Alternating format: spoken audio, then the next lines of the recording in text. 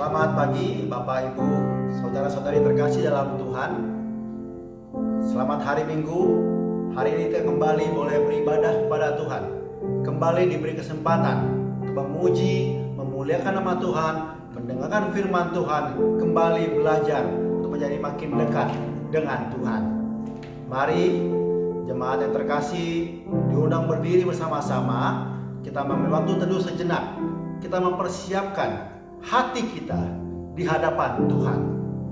Mari kita berdoa, mengambil waktu teduh, mempersiapkan hati kita di hadapan Tuhan.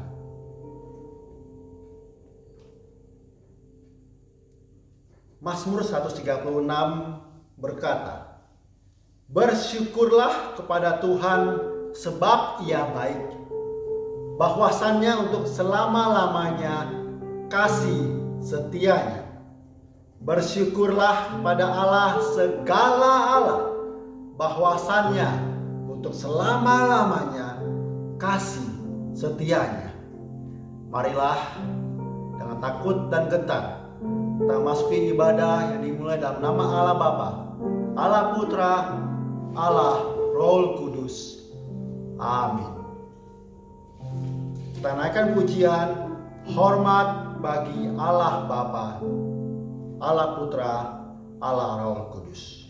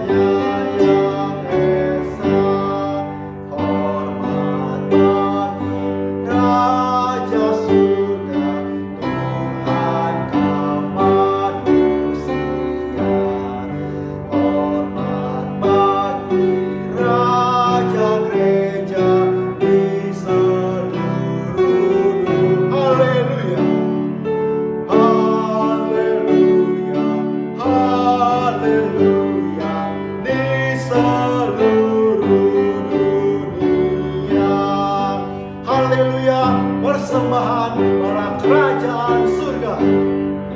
Haleluya. Persembahan para kerajaan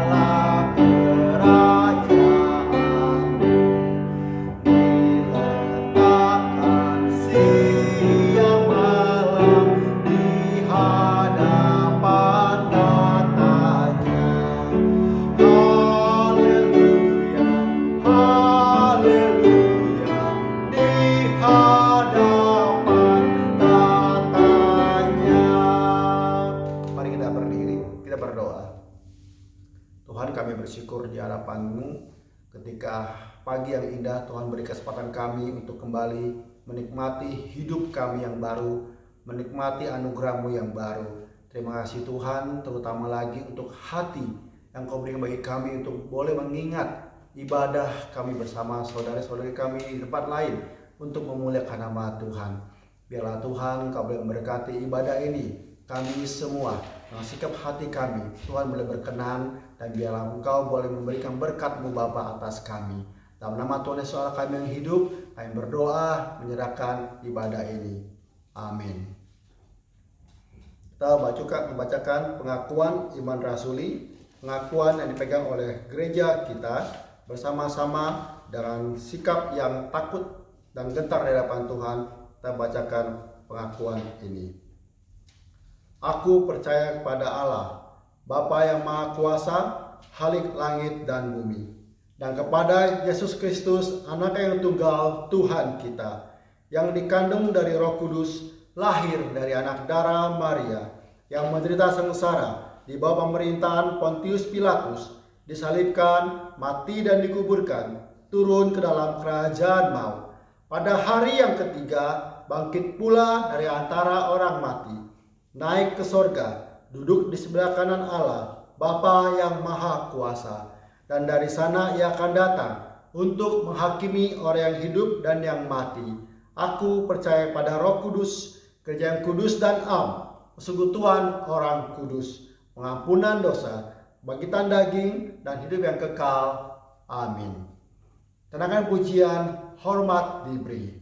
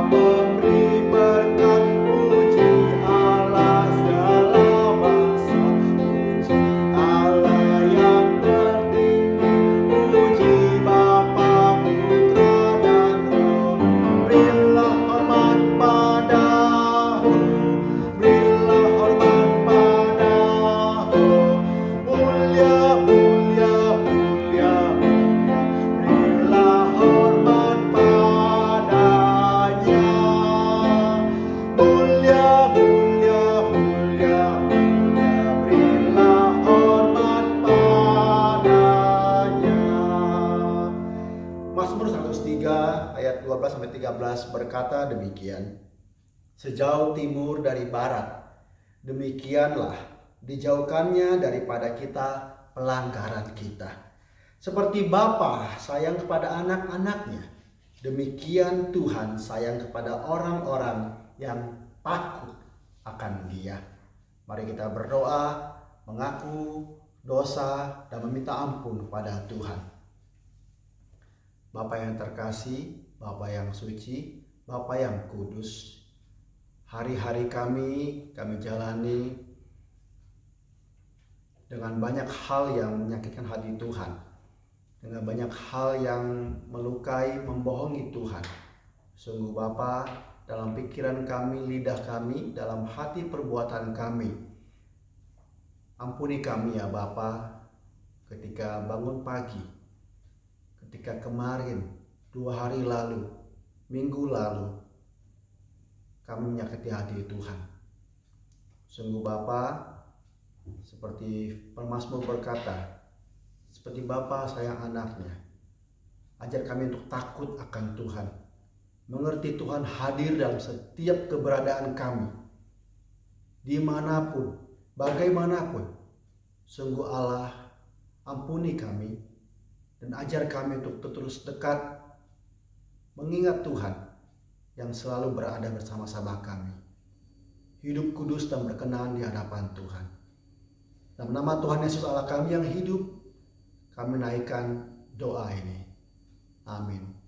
Jemaat silakan duduk kembali. Saya mengajak semua untuk baca firman Tuhan dari Mazmur 136 ayat 1 sampai yang kelima. Mazmur 136 ayat 1 sampai kelima kita baca bersama-sama dengan iman, ucapan syukur di hadapan Tuhan. Bersyukurlah pada Tuhan sebab Ia baik. Bersyukurlah untuk selama-lamanya kasih setianya. Bersyukurlah pada Allah segala Allah, bahwasannya untuk selama-lamanya kasih setianya. Bersyukurlah pada Tuhan segala Tuhan, bahwasannya untuk selama-lamanya kasih setianya. Kepada Dia yang seorang diri melakukan keajaiban-keajaiban besar, bahwasannya untuk selama-lamanya kasih setianya. Kepada Dia yang menjadikan langit dengan kebijaksanaan, bahwasannya untuk selama-lamanya kasih setianya. Sampai ayat yang 36 selalu ada sambutan, bahwasannya untuk selama-lamanya kasih setia Tuhan. Saudara terkasih, seberapa kita mengerti kasih setia Tuhan dalam hidup kita, seberapa tenang hidup kita menjalani hari-hari kita, seberapa kita cemas akan diri kita, ekonomi, kesehatan, hubungan, apapun itu. Sudahkah kita tenang menghadapinya bersama Tuhan? Mari kita meresponi firman Tuhan dengan suatu pujian, tenanglah kini hatiku. Tuhan telah memimpin langkahku.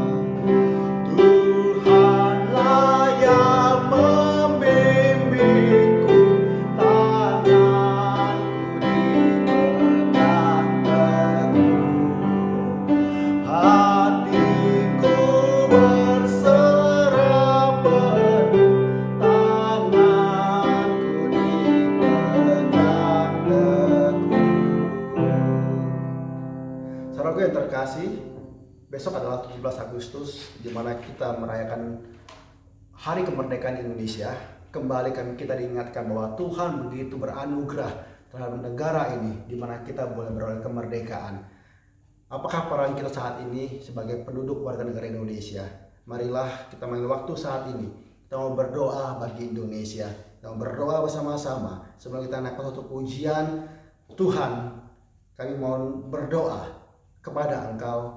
Kami rindu melihat Indonesia pulih dari segala problema, hidup dalam jalan kebenaran Tuhan, pancarkan terang kemuliaan Tuhan. Kenakan lagu ini, doa kami.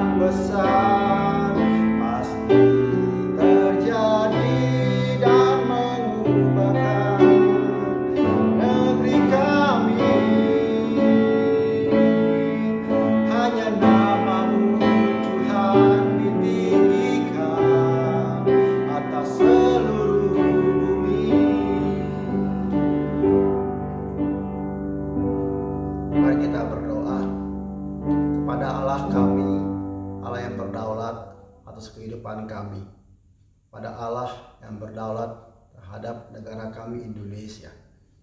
Kami datang bersama-sama Tuhan di setiap rumah-rumah. Kami berdoa bersama-sama menyerahkan negara kami dalam tangan Tuhan. Kami rindu melihat Indonesia bebas dari problema yang melanda saat ini. Ketika COVID-19 begitu banyak Tuhan melanda negara kami, setiap hari kasus makin naik. Ketika positive rate masih 12%, jauh di atas baik. Sungguh Tuhan, ampuni bangsa kami, belas kasihani bangsa ini. Kami mohon kemurahan hati Tuhan bagi negeri ini.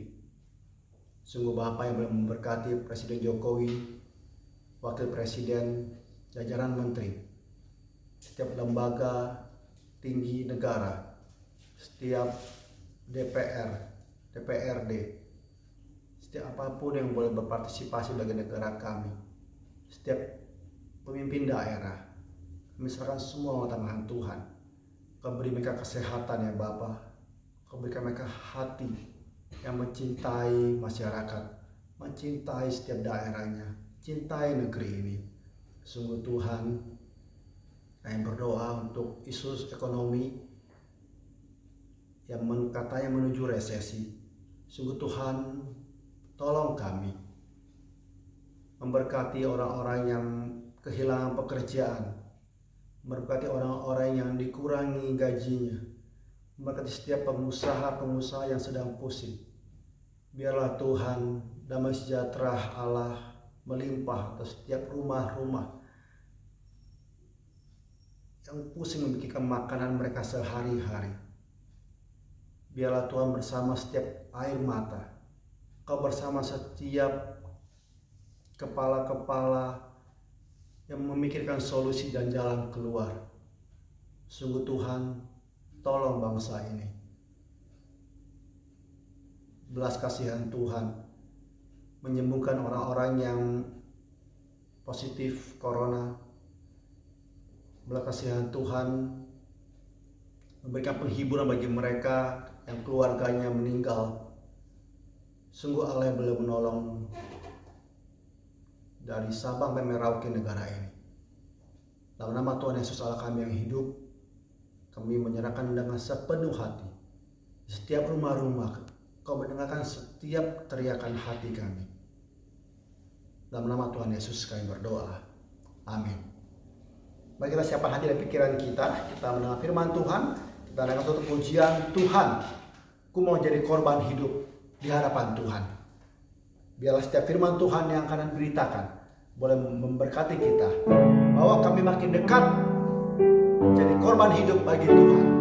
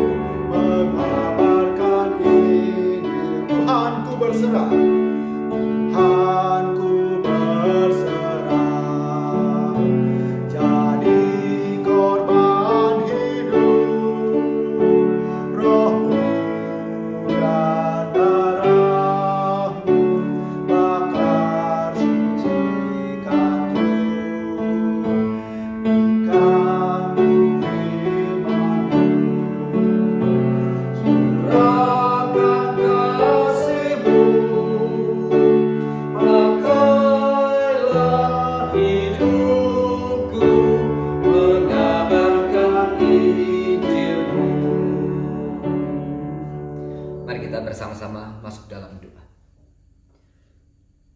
Tuhan, sekali kami datang ke hadapan Tuhan, kami mengucap syukur oleh karena begitu banyak berkat dan anugerah yang sudah Tuhan limpahkan kepada kami semua, khususnya untuk negara yang kami cintai.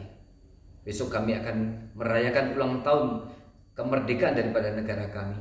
Kami bersyukur jikalau selama ini Tuhan terus pimpin, dan kami percaya Tuhan tempatkan gereja di negara ini ada satu maksud dan tujuan yang ingin Tuhan berikan kepada kami untuk kami kerjakan. Kami bersyukur jikalau Tuhan terus memberikan tempat yang begitu baik untuk kami bisa beribadah dengan baik, dengan bebas. Kami boleh melayani dengan bebas segala sukacita yang Tuhan berikan kepada kami melalui negeri ini. Kami boleh menikmati dan kami boleh syukuri. Berikan kepada kami terus hati yang ingin terus mencintai negara ini, dan hati yang ingin terus memberikan yang terbaik kepada negara ini. Sebagai satu utusan Tuhan yang Tuhan sudah utus kami untuk berada di negara ini. Kami berdoa untuk pemerintah Indonesia. Tuhan berikan kepada pemerintah hikmat dan bijaksana untuk boleh terus memimpin negara ini dengan baik. Kami bersyukur untuk negara yang berbineka, negara yang terus berdasarkan hukumnya, berdasarkan Undang-Undang 45, Pancasila, dan kemudian NKRI, memberikan satu jaminan juga kepada kami untuk hak untuk beragama, untuk menjalankan segala kewajiban-kewajiban agama kami. Kami bersyukur untuk segala hal yang sudah Tuhan limpahkan. Berikan kepada kami satu misi yang jelas untuk terus berbagian di dalam membangun masyarakat dan negara ini di berbagai bidang. Politik, ekonomi, sosial, budaya, pendidikan, keagamaan, dan kiranya dengan demikian kami boleh menggenapkan tugas dan panggilan kami sebagai garam dan terang, di mana pada akhirnya kemuliaan Tuhan boleh dinyatakan melalui kehadiran kami. Kami juga mengucap syukur untuk pagi hari ini. Sekali lagi Tuhan sudah kumpulkan kami di tempat ini untuk beribadah secara online. Tuhan sudah satukan hati kami berpadu dengan gereja seluruh dunia sepanjang segala abad. Kami sekali lagi ingin beribadah kepada Tuhan. Tuhan berkati firman yang akan dibagikan. Kiranya firman ini boleh menguatkan sekali lagi kami untuk terus berjalan di hadapan Tuhan, memberikan hidup yang terbaik kepada Tuhan. Di dalam nama Tuhan Yesus Kristus kami sudah mengucap syukur dan berdoa. Amin. Selamat pagi saudara sekalian. Hari ini kita akan membahas kitab Yunus ya, kitab Yunus.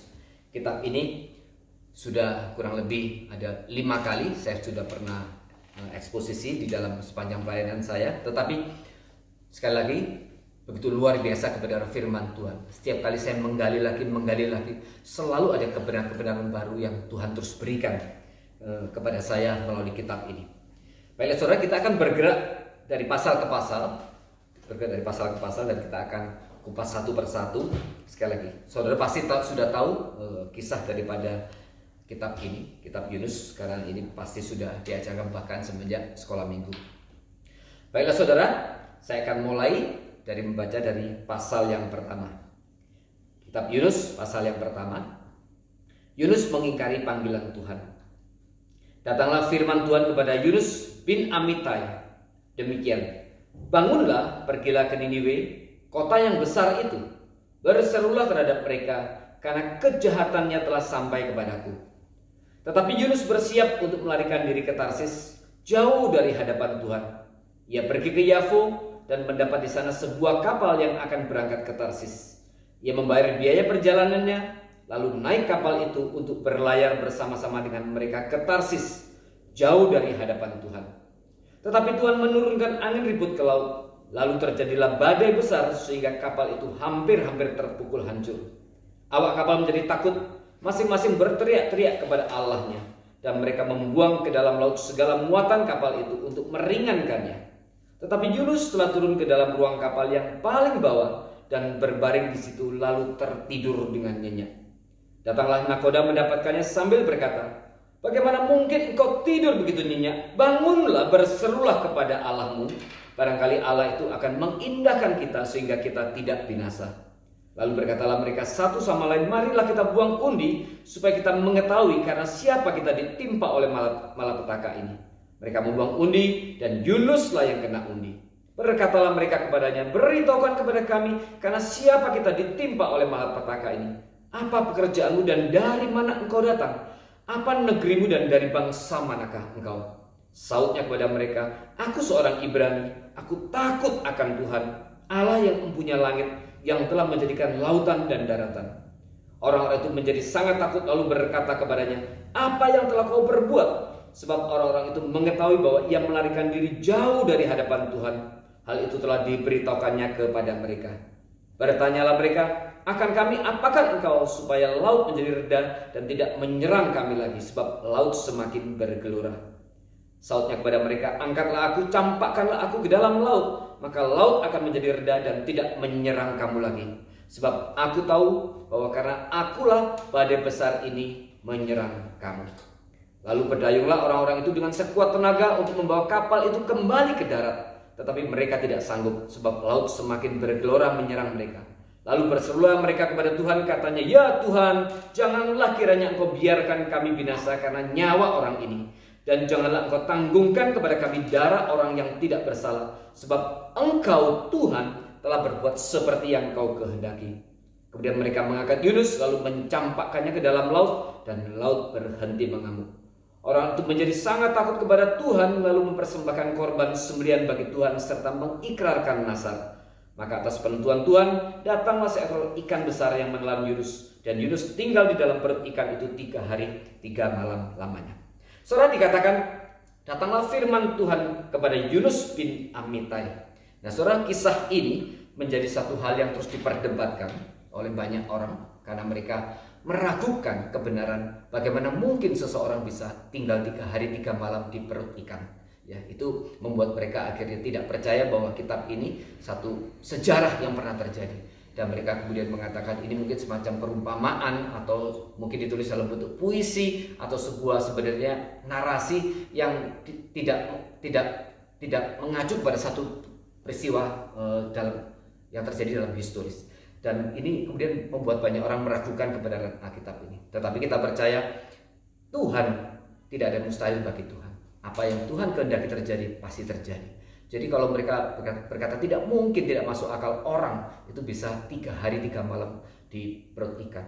Tapi pernah terjadi di Skotlandia, seorang nelayan kemudian ditelan seorang ikan paus, dan kemudian beberapa hari kemudian orang ini kemudian ditemukan oleh teman-temannya dalam keadaan yang sudah sangat luar biasa. Dia seperti dibungkus oleh selaput yang putih, dan kemudian orang itu ditolong oleh teman-temannya dan kemudian dirawat di rumah sakit, dan kemudian orang ini menjadi hidup meskipun untuk beberapa saat dia menjadi seperti orang yang sangat stres sekali. Saudara, kita tidak perlu membuktikan apa-apa untuk menyatakan bahwa tidak ada yang tidak mungkin bagi Tuhan. Nah, saudara, dikatakan di sini kepada Yunus bin Amittai, ya. Yunus namanya artinya berarti Jonah dalam bahasa Ibrani atau merpati. Merpati digambarkan sebagai binatang yang burung yang tulus, pembawa pesan damai dan pembawa pesan cinta. Nah, ini berkaitan dengan namanya karena Yunus diperintahkan sebagai membawa pesan kasih Tuhan kepada bangsa Niniwe. Nah, peristiwa ini terjadi di zaman Yerobeam II, yaitu masa kerajaan Asyur berkuasa, kurang lebih tahun 780 sampai 745 sebelum Masehi. Nah, waktu itu Asyur menjadi kerajaan yang sangat besar sekali. Dia 300 tahun berkuasa. Dan kemudian Asyur tetapi juga menjadi musuh utama daripada Israel, ya. Asyur menjadi musuh utama dari Israel. Dikatakan tidak ada bangsa yang lebih menyukai kejahatan daripada bangsa Asyur. Dan mereka begitu kejam menyiksa musuh-musuh mereka. Ada satu catatan di mana kalau mereka menyiksa musuhnya, itu mereka masukkan sebuah bambu atau besi itu dari lubang dari lubang pantat sampai menembus perut, sampai menembus mulut daripada musuh-musuhnya. Dan kemudian mereka, para lawan yang sudah ditembus oleh besi dan tombak itu kemudian dibiarkan saja berdiri tegak di tengah-tengah padang gurun. Begitu cara orang Asyur menyiksa musuhnya. Dikatakan tidak ada bangsa yang lebih menyukai kejahatan dan penyiksaan lebih daripada bangsa Asyur. Dan hari itu bangsa Asyur merupakan musuh utama daripada Israel. Dan ini menjadi alasan di mana akhirnya Yunus enggan untuk melakukan perintah Tuhan. Yunus ini berasal dari sebuah daerah di dekat Nazaret, ya, dari sebuah kurang lebih dari 3-4 kilo daripada Nazaret. Dia berasal dari sebuah tempat yang namanya Gat Hefer, ya, Gat Hefer. Nah, ini Yunus juga Nahum adalah nabi yang berasal dari sekitar Nazaret. Nahum itu berasal dari Kapernaum, dan ini nanti dipakai beberapa hal sebagai simbol daripada Kristus, karena Kristus Yesus juga adalah orang Nazaret. Jadi Yunus juga Nahum dan kemudian Yesus ini sama-sama dari daerah sekitar Nazaret. Nah, dikatakan Yunus bin Amittai. Amittai itu dalam bahasa Ibrani berarti kebenaranku, kebenaran Allah. Jadi Yunus bin Amittai ini seorang seperti digambarkan seekor burung merpati sebagai pembawa damai, pembawa pesan cinta, pembawa pesan kasih sebagai kebenaran Tuhan.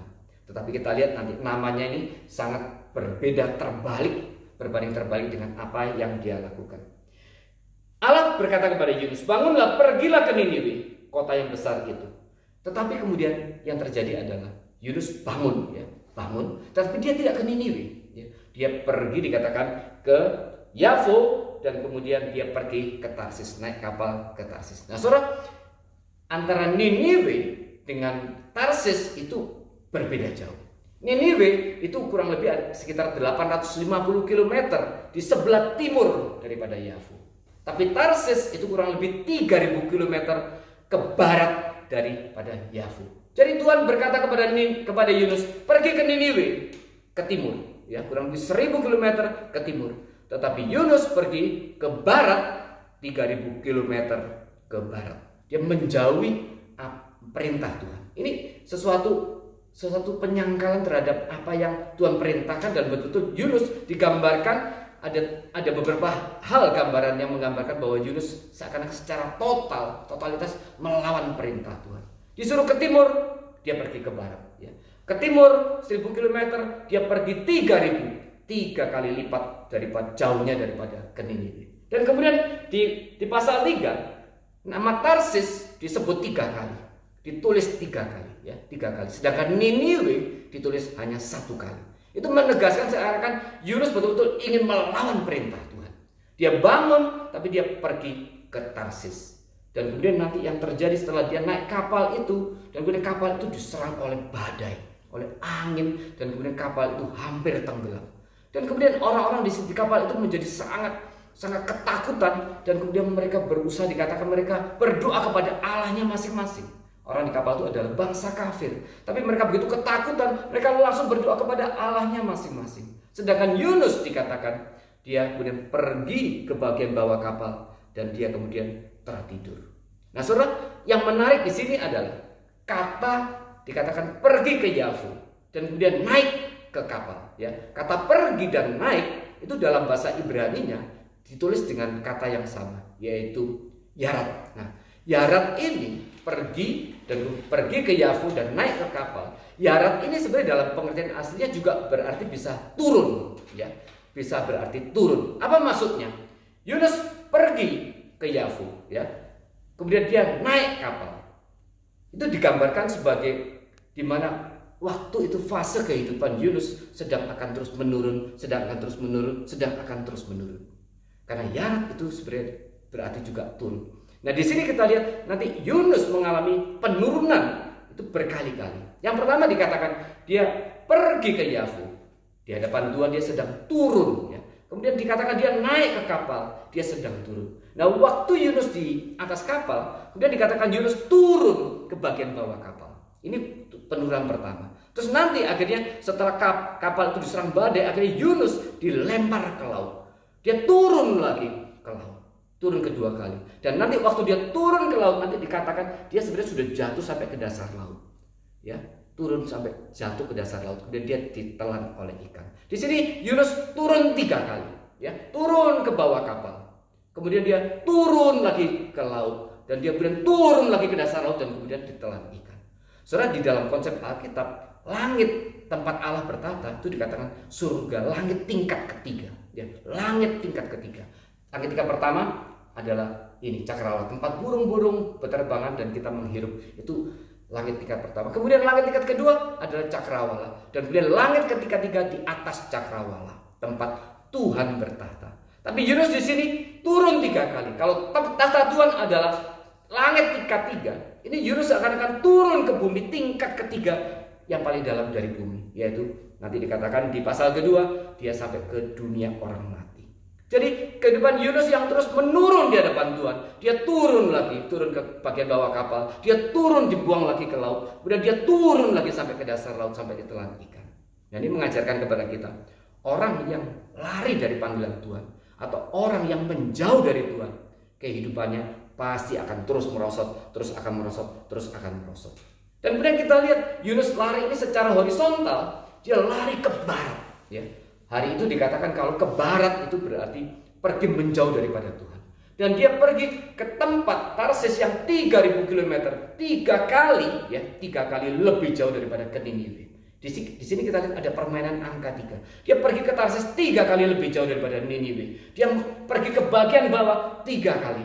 3 bumi yang paling bawah, bumi tingkat 3 yang bagian bawah. Kemudian dikatakan Tarsis disebut 3 kali dan Niniwe hanya 1 kali. Ada permainan angka 3 itu sebagai satu. Betul-betul menyimbolkan bagaimana Yunus betul-betul menolak panggilan Allah. Secara horizontal dia pergi ke tempat yang jauh sekali. Dia pikir Tarsis 3 kali lebih jauh daripada Niniwe. Dia akan aman dari panggilan Tuhan. Tapi kemudian secara vertikal juga Yunus akhirnya pergi turun sampai tingkat paling bawah, yaitu sampai dunia orang mati.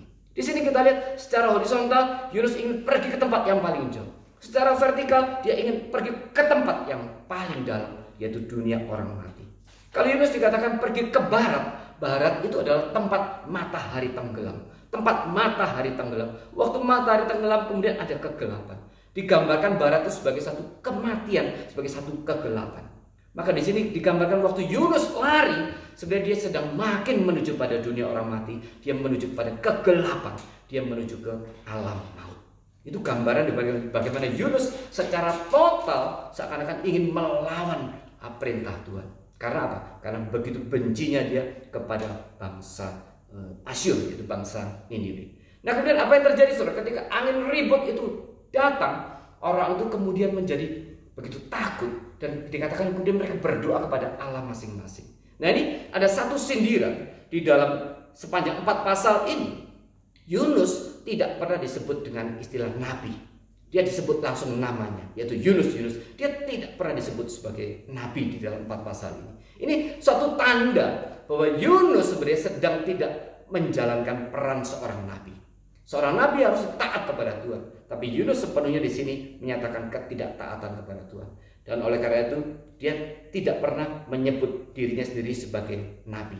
Memang hari ini masih ada kontroversi siapakah penulis dari kitab ini. Ada yang mengatakan ini Yunus sendiri, ya. Dan oleh karena itu dia tidak sebut nama nabi ke dalam dirinya sendiri karena dia tahu dia tidak layak untuk disebut sebagai nabi. Tetapi ada yang mengatakan ini ditulis oleh orang ketiga. Ya, siapa tidak tahu, dan itu ditulis pasca pembuangan. Memang peristiwanya terjadi kira-kira di tahun 780 sebelum Masehi. Tetapi ini kira-kira ditulis mungkin sekitar antara tahun 400-an sebelum Masehi, yaitu pasca pembuangan. Karena ada message pesan yang sama yang disampaikan kitab ini dengan masa di Esra dan Nehemia. Tapi sangat mungkin ini adalah Yunus sendiri yang menulis, dan kemudian pesan yang sama itu akhirnya Tuhan ulangi lagi di masa Esra dan Nehemia. Nanti pesan itu kita akan bahas di bagian belakang.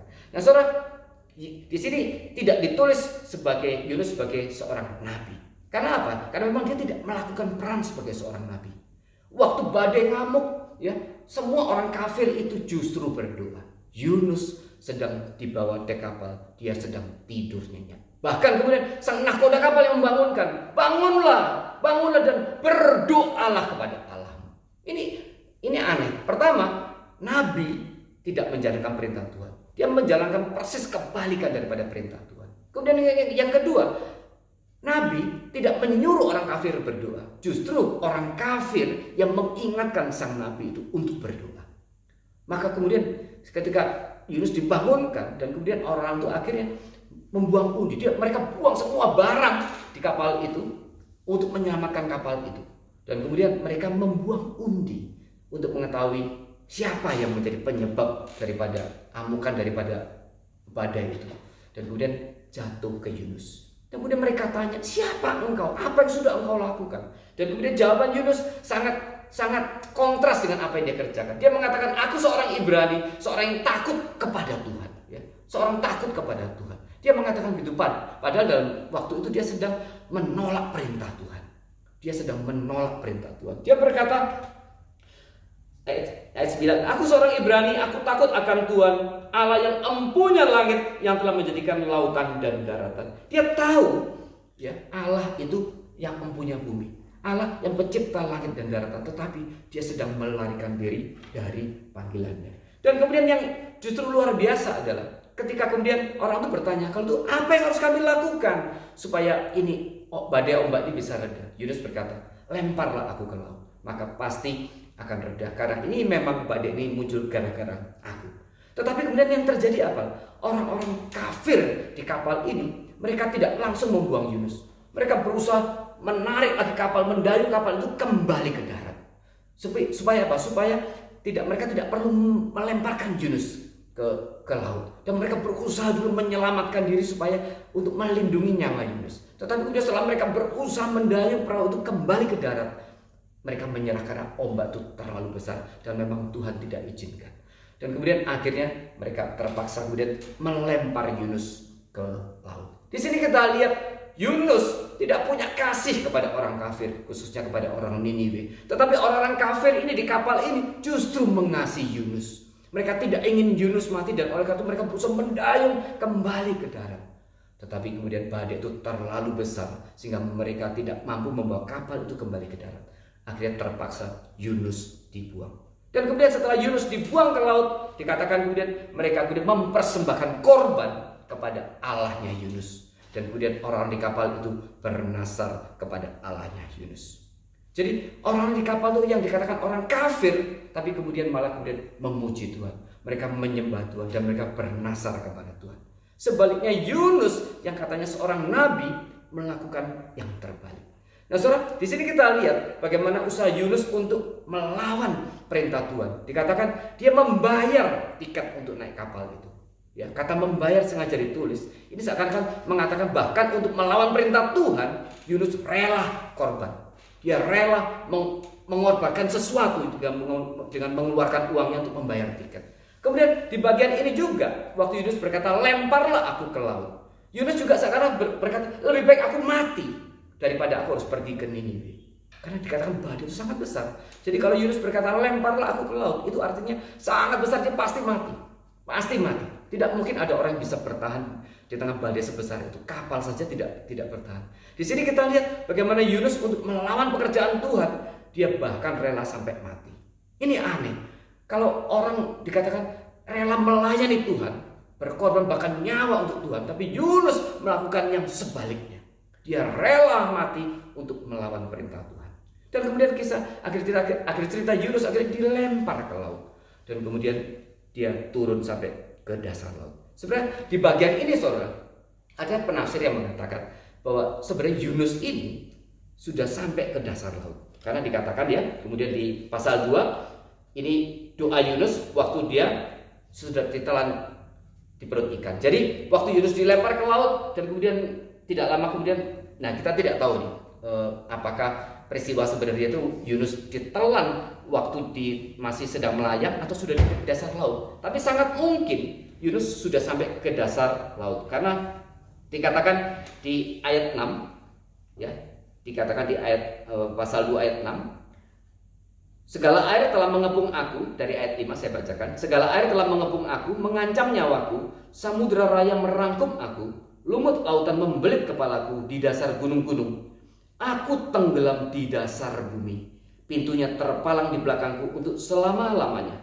Dan kemudian di ayat 4 dikatakan, dan aku berkata, telah terusir aku dari hadapan matamu, mungkinkah aku memandang lagi bait-Mu yang kudus. Di ayat ketiga dikatakan, telah kau lemparkan aku ke tempat yang dalam, ke pusat lautan, lalu aku terangkum oleh arus air, segala gelora dan gelombangmu melingkupi aku. Di ayat 2 dikatakan, dan dari tengah-tengah dunia orang mati aku berteriak dan kau dengarkan suaraku. Jadi dikatakan Yunus berkata dari tengah dunia orang mati, dari dasar bumi.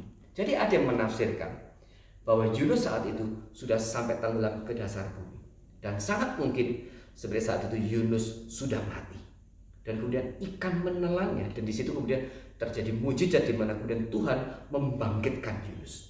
Jadi kesamaan antara Yesus dengan Yunus bukan hanya perkara 3 hari di perut ikan, Yesus 3 hari di perut bumi, tetapi juga ada kebangkitan.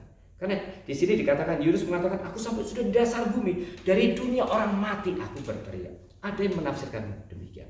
Nah saudara, kemudian di pasal 2 ini Yunus kemudian singkat cerita ditelan oleh ikan, ya, dan kemudian di perut ikan itu kemudian dia bertobat. Dia bertobat dan kemudian dia bersyukur kepada Tuhan. Dia bersyukur kepada Tuhan karena sudah menyelamatkan dia dari dunia orang mati, ya.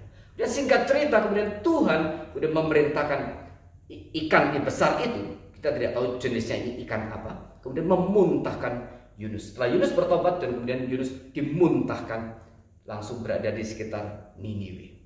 Nah saudara, di sini ada permainan juga istilah besar ya di dalam kitab ini.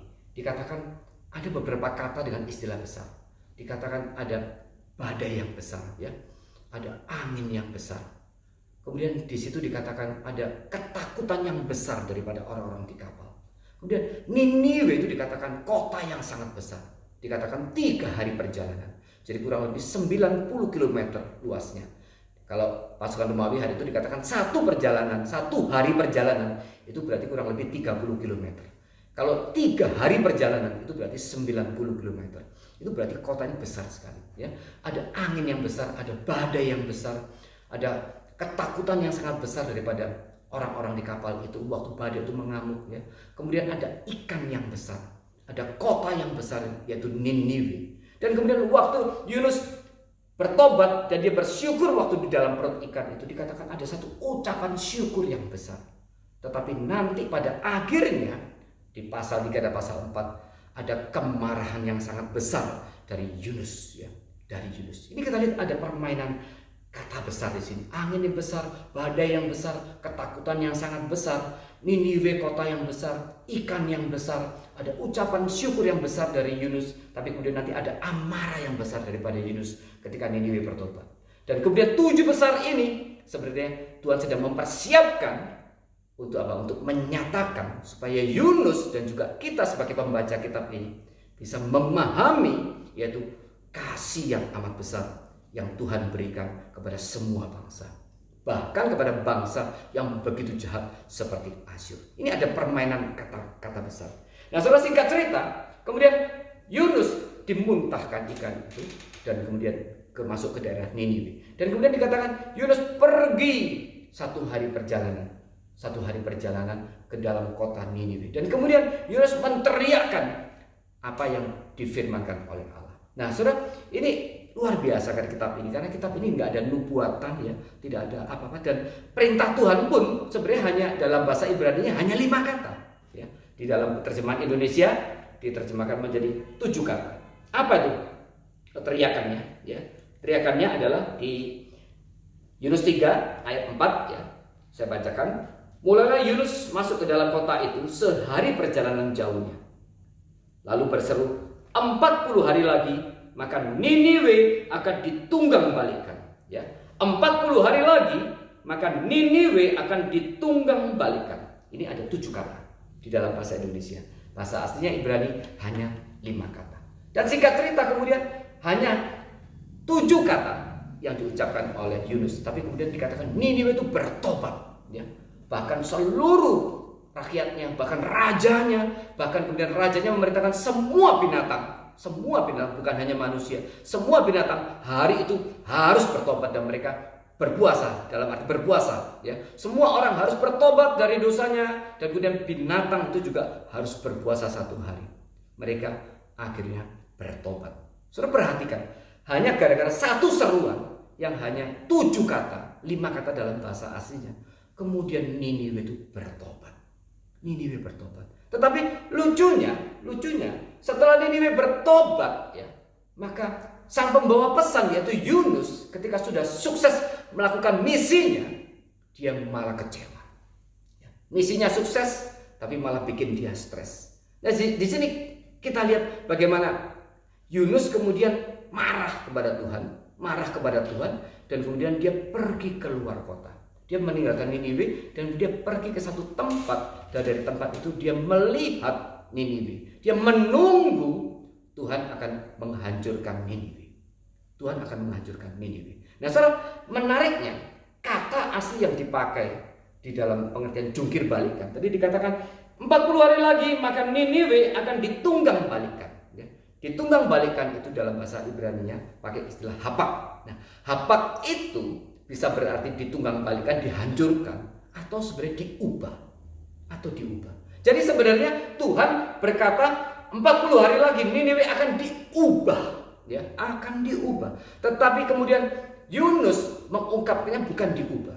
40 hari lagi Niniwe akan ditunggang balikan. Ini waktu dia pun mentaati perintah Tuhan, tapi dia juga masih ada kebencian kepada orang-orang Niniwe sebagai musuh besar daripada Israel saat itu. Dan kemudian dia mengubah istilah diubahkan itu, hapak itu, dan kemudian dia artikan sebagai ditunggang balikan atau dihancurkan, ya, dihancurkan. Tetapi kemudian Niniwe bertobat. Nah, saudara, kita lihat di sini kemudian kasih Allah itu dinyatakan kepada orang-orang Niniwe, dan kemudian Niniwe dikatakan bertobat. Tetapi anehnya, ini kalau kita lihat sebenarnya ini pelayanan yang sangat minimal, ya. Dia hanya membawa pesan, ngomong hanya 7 kata saja, 1 kalimat. Itu pelayanan yang sangat minimal, tetapi hasilnya begitu maksimal. Satu kota, semua kota itu bertobat. Dikatakan itu mungkin sekitar hari itu kurang lebih 500.000 orang, ya. Dikatakan minimal 120.000 orang. Tapi ada yang memperkirakan jumlah penduduk Niniwe itu 500.000 orang. Hanya 1 kalimat dan kemudian 500.000 orang bertobat. Tapi kemudian sang pembawa pesan, pelayannya sukses tapi dia malah jadi stres. Kenapa? Karena dia membenci orang Niniwe. Dan kemudian Yunus pergi keluar kota. Dia ingin menyaksikan bagaimana Tuhan menghancurkan Niniwe. Tetapi kemudian Tuhan tidak menghancurkan Niniwe. Dan kemudian Tuhan mendidik Yunus dengan cara yang lain. Kita baca ya di Yunus 3 ayat 10 ya. Ini pertobatan daripada orang-orang Niniwe. Ketika Allah melihat perbuatan mereka itu, jadi bagaimana mereka berbalik dari tingkah lakunya yang jahat, maka menyesallah Allah karena malapetaka yang telah dirancangkannya terhadap mereka, dan ia pun tidak jadi melakukannya. Singkat cerita, Allah tidak menghukum Niniwe. Justru itu akhirnya membuat Yunus akhirnya begitu kesal. Pasal 4 ayat 1. Tetapi hal itu sangat mengesalkan hati Yunus. Lalu marahlah ia.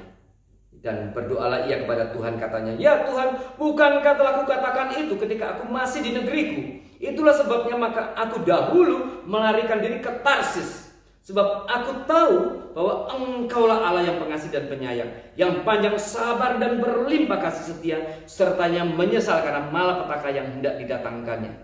Jadi sekarang ya Tuhan, cabutlah kiranya nyawaku, karena lebih baik aku mati daripada hidup." Nah, saudara, ini sikap rasa chauvinisme keagamaan yang berlebihan.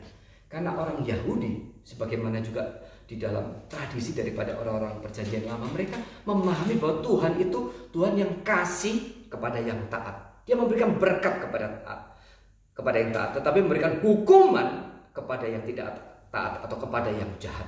Jadi mereka berpikir, aku orang Yahudi yang taat, bangsa eksklusif, aku bangsa pilihan. Tetapi bangsa yang lain, non-Yahudi, itu bangsa kafir, bangsa anjing, bangsa di mana Tuhan layak memberikan murkanya, apalagi kepada Asyur yang begitu jahat.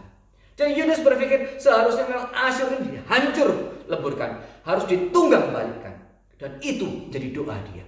Oleh karena itu, waktu Tuhan justru menyatakan kasih kepada Asyur, di sini Yunus menjadi marah. Nah, saudara, di sini kita lihat ada perasaan keagamaan, chauvinisme keagamaan, dan nasionalisme ras yang begitu sempit. Dan kemudian ini kita tahu sampai zaman Yesus pun orang Yahudi masih merasa dirinya yang paling spesial.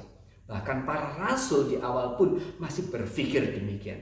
Sampai kemudian ketika terjadi peristiwa Cornelius, ketika Roh Kudus turun atas Cornelius, baru kemudian saat itu Petrus sadar keselamatan juga untuk bangsa yang lain.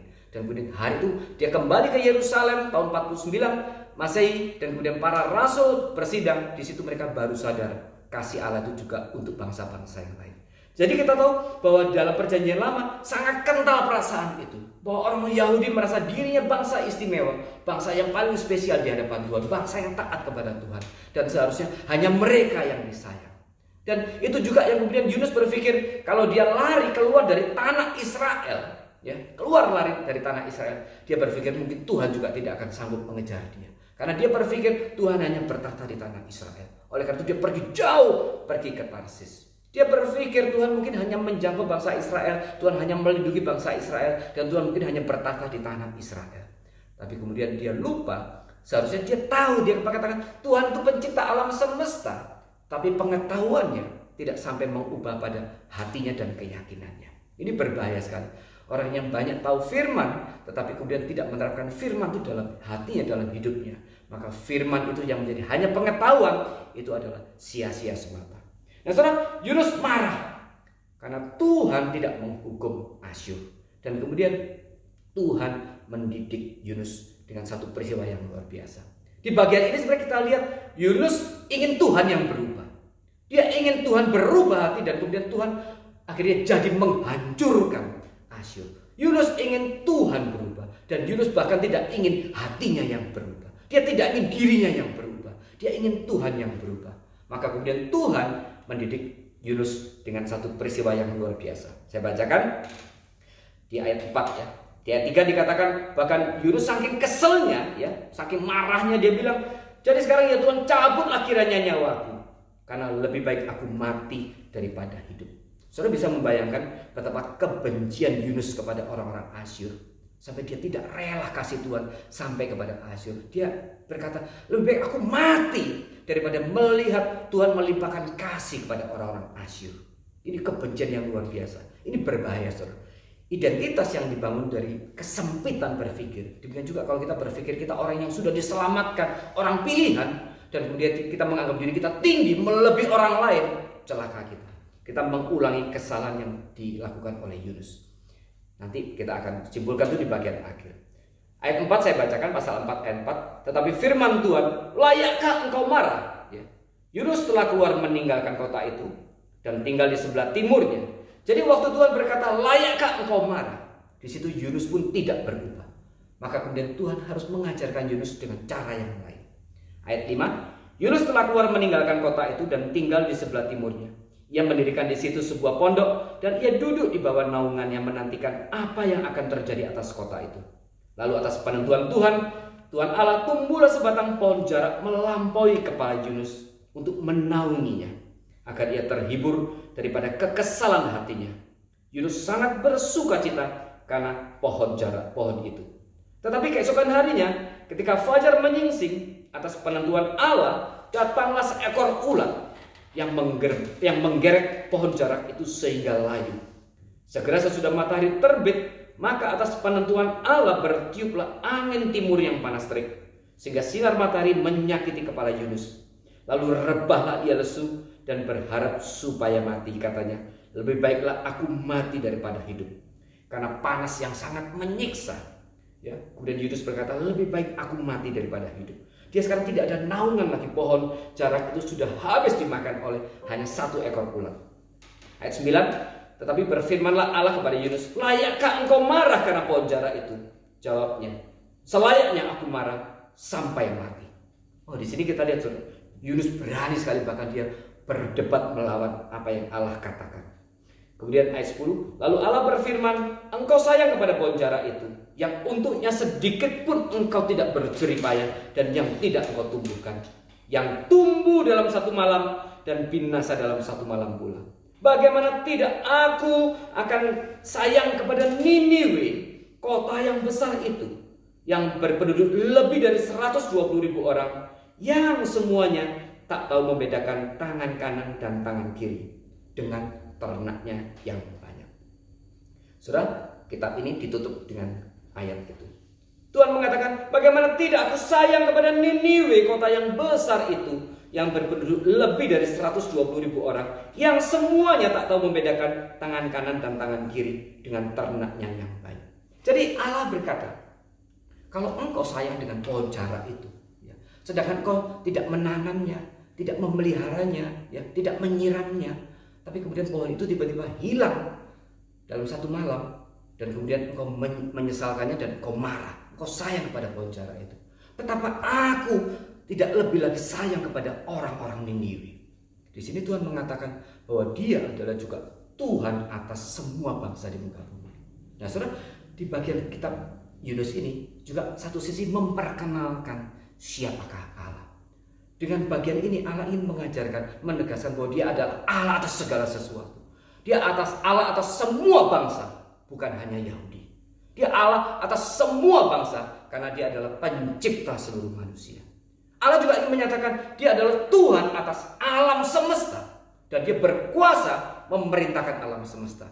Sebagaimana Dia memerintahkan angin ribut, Dia memerintahkan badai yang sangat besar, Dia memerintahkan ikan yang besar itu. Bahkan segala makhluk itu pun milik dan ciptaan daripada Allah. Allah juga memerintahkan pohon jarak itu kemudian tumbuh dalam satu malam. Kemudian Allah juga memerintahkan ulat itu, satu ulat untuk menghabiskan pohon jarak itu. Dan Allah juga memerintahkan angin timur itu. Saudara, ini satu ironi ya. Ketika alam semesta dan kemudian segala makhluk ya, ikan yang besar, kemudian ulat, ya, pohon jarak, badai besar, angin, semuanya tunduk dan taat kepada perintah Tuhan. Tetapi Yunus sebagai manusia, sebagai nabi, dia malah tidak taat kepada perintah Tuhan. Di sini kita lihat Allah ingin mengajarkan sesuatu kepada Yunus. Dia ingin memperkenalkan siapa dia di hadapan Yunus. Dan kemudian Allah ingin menegaskan, aku adalah Allah atas segala bangsa. Dan kasihnya itu berlaku untuk semua bangsa. Saudara, kitab Yunus ini dalam perjanjian lama bisa dikatakan kali pertama Allah menyatakan bahwa keselamatan itu untuk semua bangsa. Dan dia mengutus nabi untuk kepada semua bangsa untuk mengabarkan berita keselamatan itu. Dan saudara, kita lihat dari sini apa yang bisa kita pelajari. Kalau dikaitkan dengan perjanjian lama, Yunus itu bisa digambarkan seperti Israel yang gagal. Israel yang gagal menjalankan tugas dan fungsinya sebagai berkat bagi bangsa yang lain. Sebagaimana Yunus akhirnya dia berkeberatan untuk datang kepada orang Niniwe. Demikian juga Israel akhirnya gagal menjadi berkat bagi bangsa-bangsa lain. Bahkan kalau kita lihat di Hosea 7 ayat 11, Hosea 7 ayat 11, ini gambaran yang lengkap sekali tentang Yunus dan juga Israel.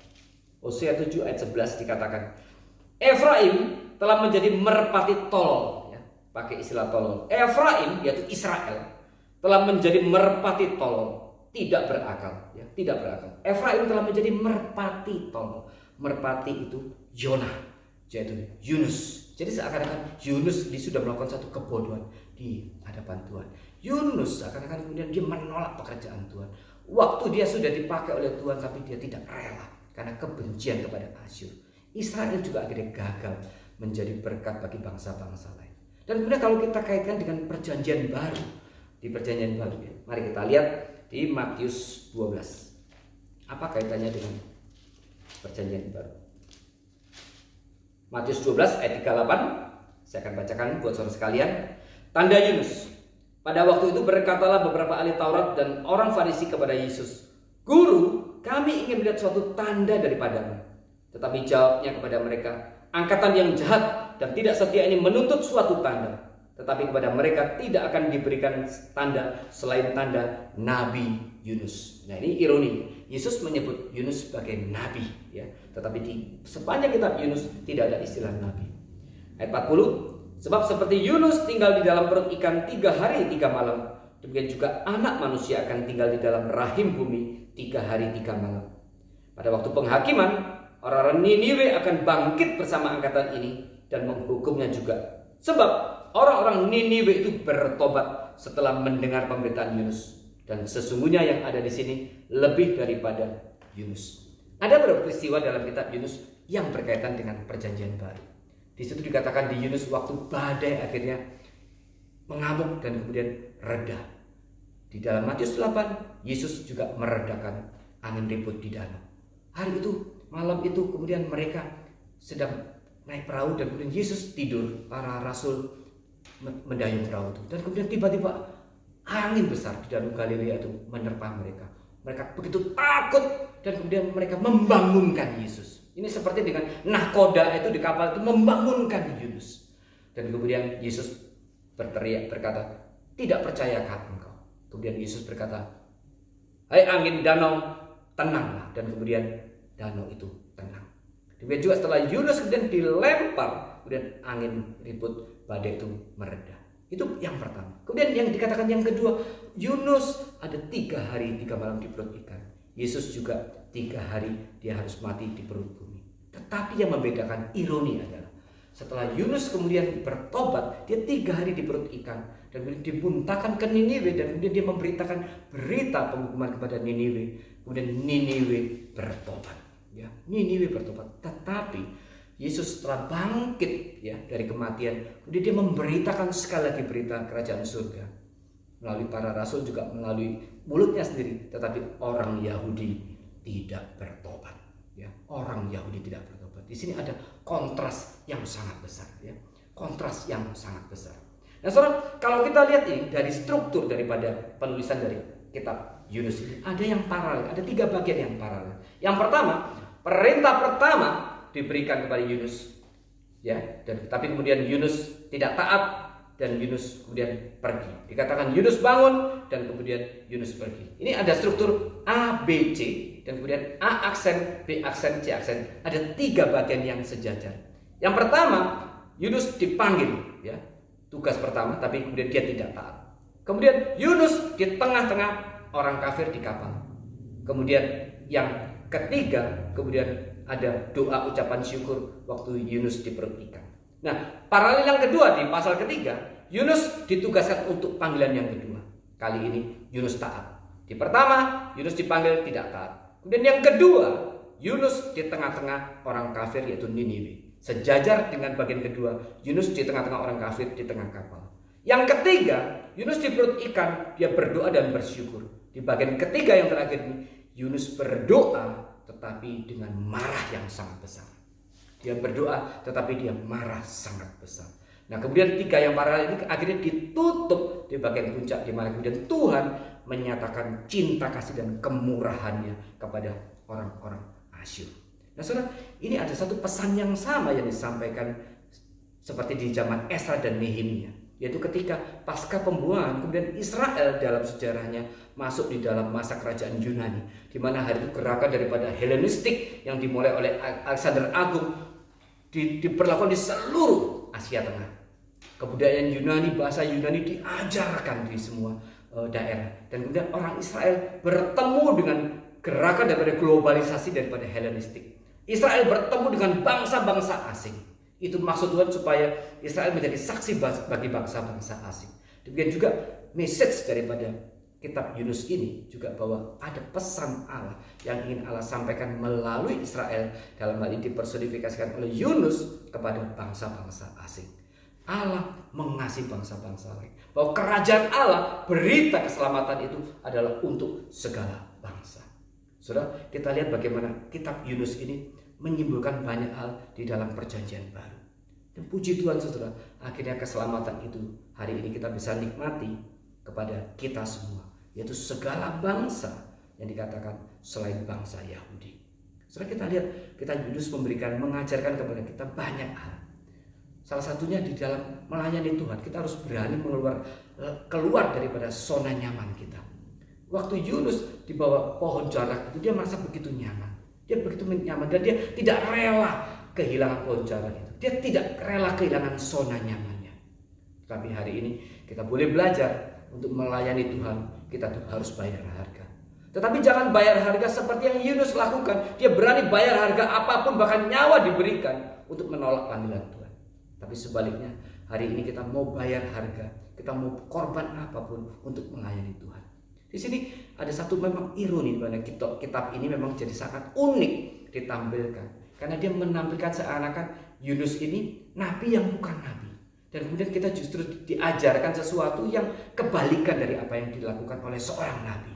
Biasanya kita menteladani apa yang dilakukan oleh seorang nabi, tapi di bagian ini dalam banyak hal kitab ini mengajarkan kepada kita untuk melakukan yang sebaliknya yang dilakukan oleh Yunus. Kita juga waktu melayani Tuhan, kita harus rela kehilangan zona nyaman kita. Kita harus rela kehilangan comfort zone kita.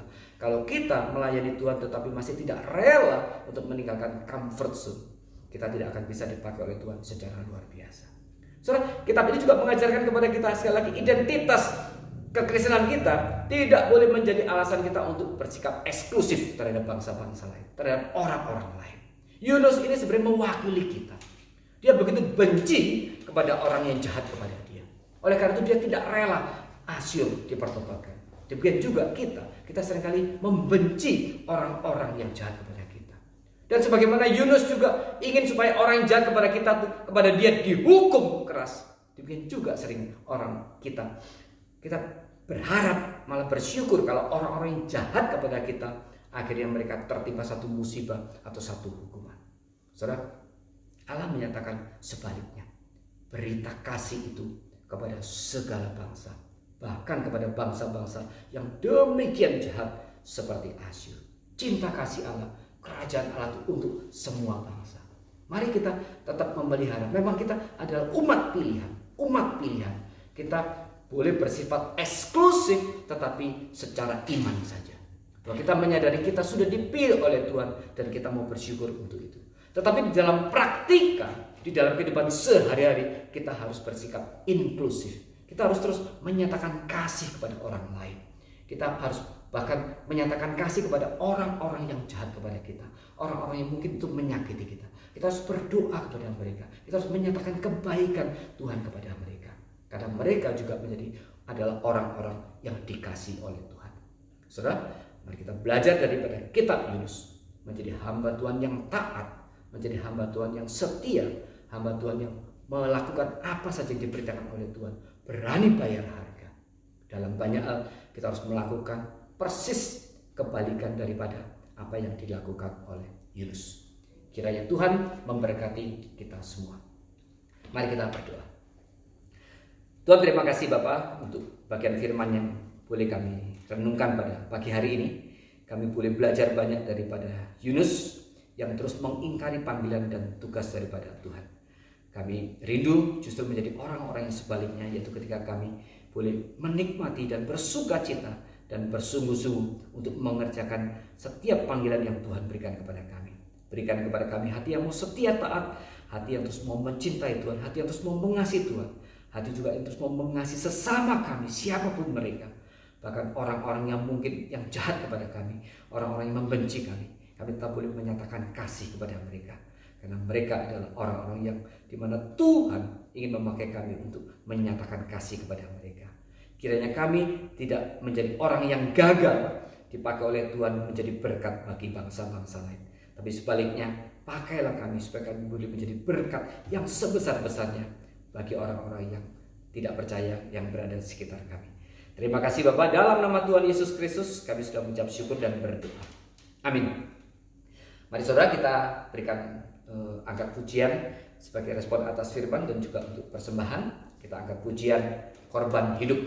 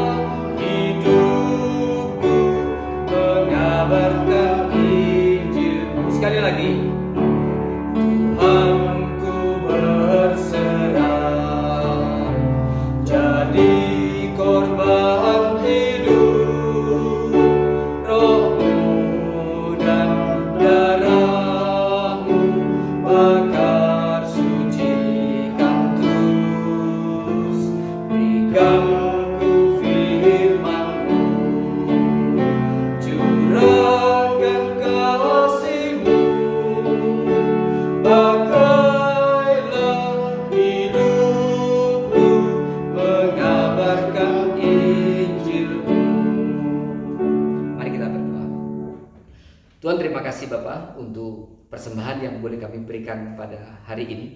Kiranya ini boleh menjadi terus satu peringatan kepada kami bahwa hidup kami lah yang harus kami persembahkan kepada Tuhan. Sebagaimana pujian yang baru saja kami angkat, menjadikan hidup kami sebagai korban hidup bagi kerajaan Allah. Mohon Tuhan berkati persembahan ini, kiranya ini boleh dipakai bagi pelebaran kerajaan Allah di muka bumi ini. Terima kasih Bapak, dalam nama Tuhan Yesus Kristus kami sudah mengucap syukur dan berdoa. Amin. Mari saudara kita akhiri ibadah pada pagi hari ini. Kita angkat pujian In Christ Alone.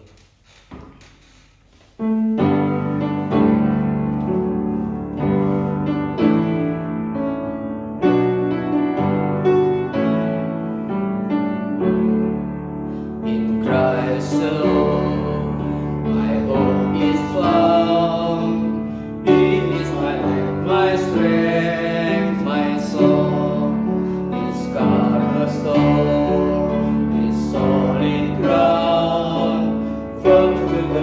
strong and strong. What height of love, what depth of peace, when fears are sweet, when strife cheese, my comforter, my all in all, in the love of Christ I stand, in Christ alone, who took on flesh, fullness of God in every, this gift of love and righteousness, scorned by the ones He came to save, till on that cross, as Jesus died, the wrath of God was satisfied. For every sin on Him was laid, in the name of Christ I live.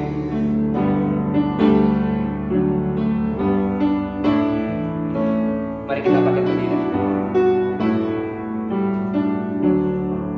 There in the ground His body lay, like of the world by darkness slain, then bursting forth in glorious day, up from the grave He rose again, and as He stands in victory, since curse has lost its grip on me, for I am His and He is mine, bought with the precious blood of Christ. Doa berkat. Sidang jemaat yang dikasihi Tuhan, terimalah berkat dari Tuhan. Sesungguhnya damai sejahtera dan kasih karunia dari Allah Bapa, cinta kasih dan keselamatan yang kekal dari Allah Anak, yaitu Yesus Kristus yang sudah mati di atas kayu salib dan sudah bangkit mengalahkan kuasa maut, penghiburan, kekuatan dan pimpinan dari Allah Roh Kudus, hari ini berkat dari Allah Bapa, Allah Anak dan Allah Roh Kudus dicurahkan bagi kita semua dan akan terus menyertai kita menjadi korban hidup bagi Kristus sampai kita bertemu dengan Tuhan muka dengan muka. Amin. Doksologi.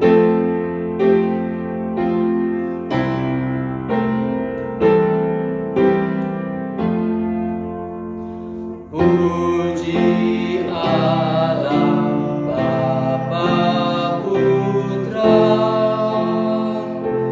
puji Allah Roh Kudus, ketiganya yang esa. Pohon selamat sumber berkat.